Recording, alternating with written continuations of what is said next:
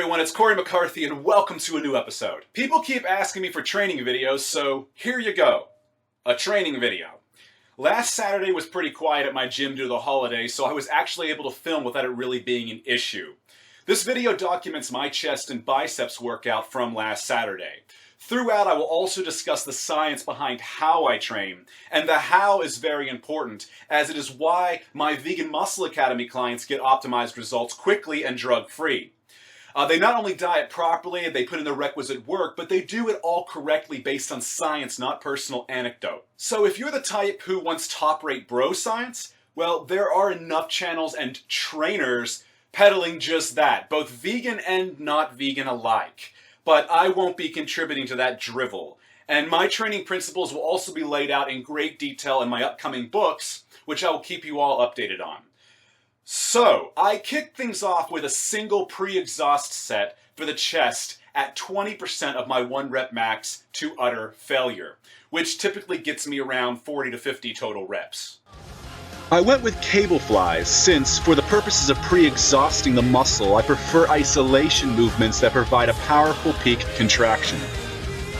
Research shows that implementing a single set at 20% of your 1 rep max before your main resistance work facilitates greater increases in strength, growth, and endurance. And on that note, all research I mentioned in this video can be found linked over at my blog, Stronger, Faster Vegan, which is also linked below in the description for your convenience. After that, I headed over to the free weight area and performed a compound lift for the chest to incorporate the mechanism of hypertrophy known as mechanical tension. In this session, I chose the Incline Dumbbell Press, as I really wanted to focus on my upper pecs, and I went for 3 sets of 6 to 8 reps to failure. Why dumbbells and not a barbell, you might ask? Well, according to EMG data, for what it's worth, the dumbbell version provides approximately 38% greater peak activation and approximately 25% greater mean activation in the upper pectoral region than the barbell version. Remember, I am a bodybuilder, not a powerlifter. Nonetheless, I do change things up often. After completing my compound lift, I move on to the second mechanism of hypertrophy known as muscle damage, which is best expressed with exercises that involve a deep stretch under tension.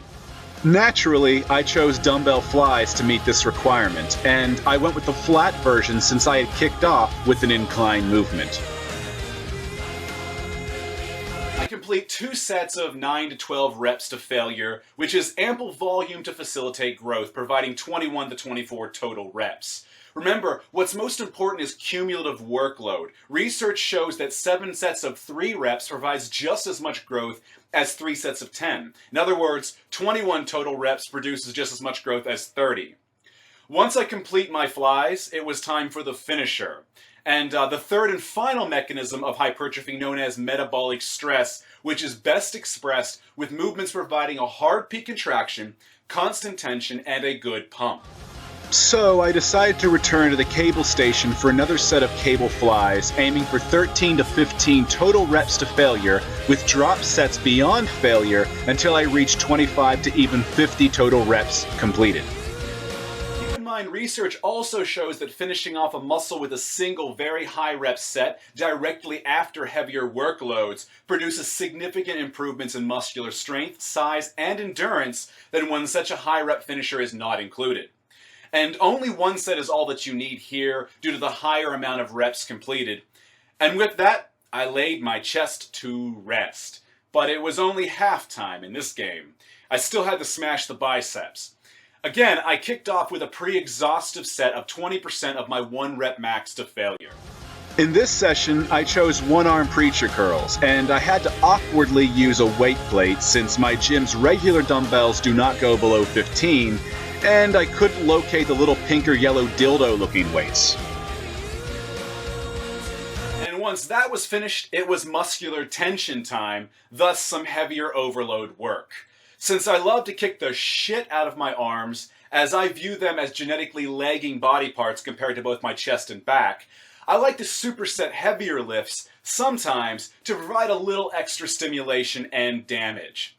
According to research on resistance-trained men, supersetting produces greater muscle activation and damage, so much so that even after 5 days, it's not always enough time to recover from the effects.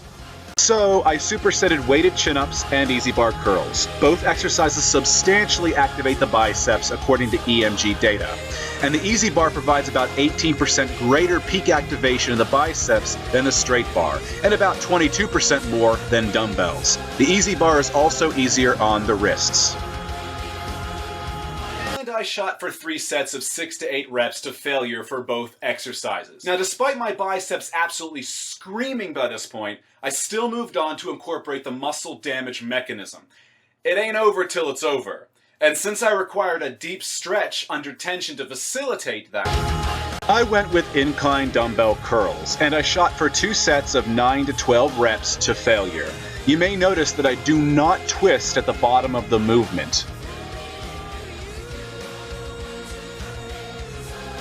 feel that twisting offsets the stretch on the biceps, shifting it more toward the brachialis, and I was not targeting the brachialis here. The brachialis actually got its own work on another day.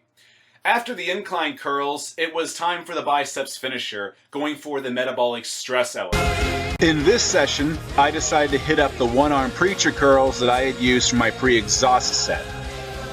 I performed a single set of 13 to 15 total reps to failure, with a drop set beyond failure until I completed at least 25 total reps. And that was a wrap. 17 total sets for 2 muscle groups. And I left the gym very sore, very pumped, and very satisfied. In fact, here I sit 4 days after that session, and I can still feel the soreness. It's a beautiful thing, that satisfying feeling of hard work. Anyhow, get some dialogue started in the comments below, but please head over to my blog, Stronger, Faster Vegan, which is linked below if you'd like to ask me something directly. And don't forget to like and share this video if you found it informative. And if you want to see more training videos, then please show your support with just a couple clicks. Finally, hit that subscribe button to keep on top of my regular updates. Otherwise, thank you guys for watching, and I will see you all in the next video.